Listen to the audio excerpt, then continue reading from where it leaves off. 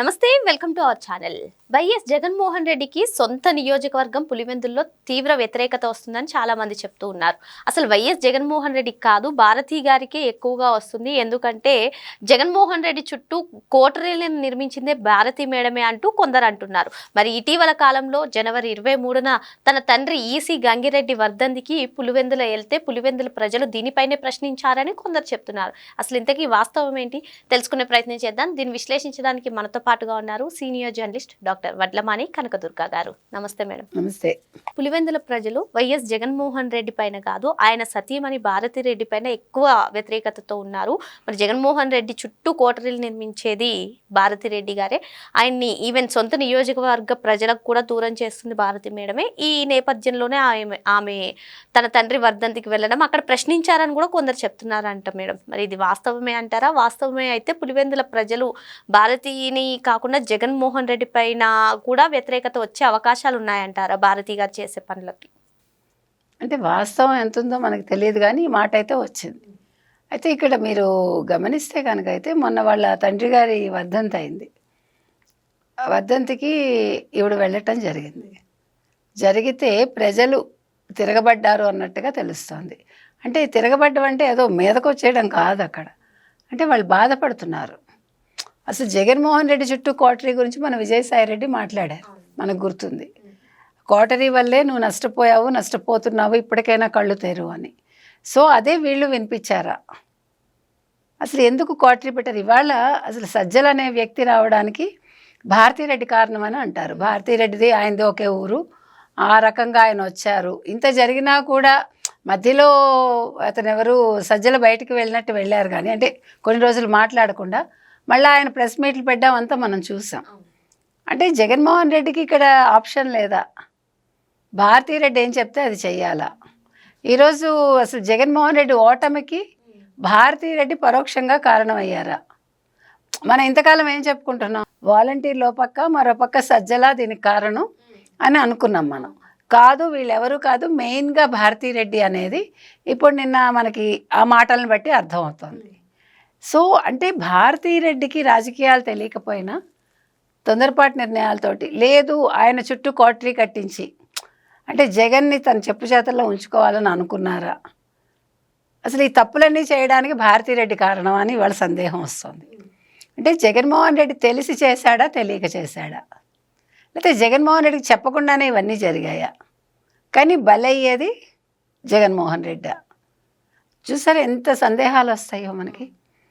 ఇంకొకటి మీరు గమనిస్తే కనుక ఎన్నికల ముందు ఆవిడ పులివెందులు వెళ్ళి ప్రజలతో మమేకం అవ్వాలనుకుంటే ఒక రైతు వాళ్ళ చుట్టమే వచ్చి నిలదీశాడు. అసలు పట్టాదారు పాస్ పుస్తకాల మీద జగన్మోహన్ రెడ్డి ఫోటో ఏంటి, మీ ఆయన ఫోటో ఎందుకుంది అని ఆవిడ నీళ్ళు నమిలింది. దాని మీద నిన్న ఒక ఆయన, ఒక వైసీపీ పేటీఎం, మనందరికీ తెలుసులేండి, ఆయన ఒక వివరణ ఇస్తూ, ఇప్పుడు గాంధీ గారి బొమ్మ ప్రతి నోటు మీద ఉంటుంది కదా, అయితే అది గాంధీ గారిదేనా? కాదు కదా. అలాగే పట్టాదారు పాస్ పుస్తకం మీద జగన్మోహన్ రెడ్డి ఫోటో ఉంటే ఏమవుతుంది? పట్టాదారు పాస్ పుస్తకం జగన్మోహన్ రెడ్డికి సొంతం అవ్వదు కదా. ఇది వితండవాదన కాదా? గాంధీ గారు ఎక్కడ, జగన్మోహన్ రెడ్డి ఎక్కడ? నక్కకి నాగలోకానికి ఉన్నది తేడా ఉందా? ఏం మాట్లాడుతున్నారు? అంటే మనుషులు రాను రాను ఎట్లా తయారవుతున్నారో చూడండి. ప్రతిదాన్ని సమర్థించుకునే నేపథ్యంలో వాళ్ళు అసలు ఏం పోలికలు తెస్తున్నారో కూడా వాళ్ళకి అర్థం కావట్లే. అంటే జగన్మోహన్ రెడ్డి స్థాయిని పెంచాలి అనుకోవచ్చు, కానీ గాంధీ గారి స్థాయిని తగ్గించకండి మీరు. You don't have a right. అంటే ఎక్కడికి వెళ్తున్నారు? అంటే డబ్బు అనేది ఇట్లా చేయిస్తోందా వీళ్ళకి? నెల నెల వచ్చే ప్యాకేజీ లేదు. నిజంగా మనస్ఫూర్తిగా జగన్మోహన్ రెడ్డి గురించి మాట్లాడుతున్నారా? ఒక్క నెల అందరికీ పేమెంట్స్ ఆపేయమనండి జగన్మోహన్ రెడ్డిని. ఊరికే సరదాగా చెప్తున్నా, వెంటనే మనస్తత్వాలు అర్థమవుతాయిగా. ఇప్పుడు మిమ్మల్ని మీరు పొగిడించుకోవటానికి ఇంత డబ్బులు తగలేసి అది కూడా ప్రజాధనమే. ఈరోజు అసలు జగన్మోహన్ రెడ్డి ఈ రకంగా ఉండడానికి వీళ్ళందరూ కూడా ఒక కారణమే. ఒకడు అమరావతి వేశ్యల రాజధాని అంటాడు, ఇంకొకటి ఇంకోటి మాట్లాడతాడు. ఆ ఈశ్వరని ఆయన రెచ్చిపోయి కొట్టండి చప్పట్లు, అంటే బాజాలు కావాలి, దండలు వేయండి అన్నాడు. ఆయన వెళ్ళి లోపల నిద్రపోయాడు. అందుకని అంటే నేను అనేది మన చుట్టూ ఉండేవాళ్ళు ఎవరు, అసలు మన పార్టీ విధి విధానాలు ఏంటి, ఇవేవి లేకుండా ఇప్పుడు తెలుగుదేశానికి వైసీపీకి ఉండే తేడా మీకు అర్థమవుతుందిగా. అయితే ఇప్పుడు జగన్మోహన్ రెడ్డి ఏ కేసులో అరెస్ట్ అయినా పార్టీ పగ్గాలన్నీ కూడా భారతికి ఇస్తారు అనే కథనాలు కూడా వినిపిస్తున్నాయి. మరి ఈ నేపథ్యంలోనే సొంత నియోజకవర్గ ప్రజలే ఆమె పైన వ్యతిరేకత చూపితే పరిస్థితి ఏ విధంగా ఉంటుంది? ఏముండదు, ఇప్పుడు అసలు వైసీపీ ఉండదు. ఇప్పుడు నేను అనేది అదేనండి, ఏదో పేనుకు పెత్తనం ఇస్తే ఏదో చేసింది, అట్లా ఉండకూడదు కదా. ఇప్పుడు ఇంతమంది మీరు తెలుగుదేశంలో చూశారు, లక్ష్మీపార్వతి వల్ల ఎన్టీ రామారావు గారు అధోపాతాళానికి వెళ్ళారు కదా. బసవ తారకం గారి వల్ల వెళ్ళారా? భువనేశ్వర్ గారి వల్ల చంద్రబాబు గారు వెళ్ళారా? అంటే మాటకి. స్టాలిన్ భార్య ఎప్పుడైనా బయటకు వచ్చారా ఆవిడ? మీరు చూడండి కావాలంటే.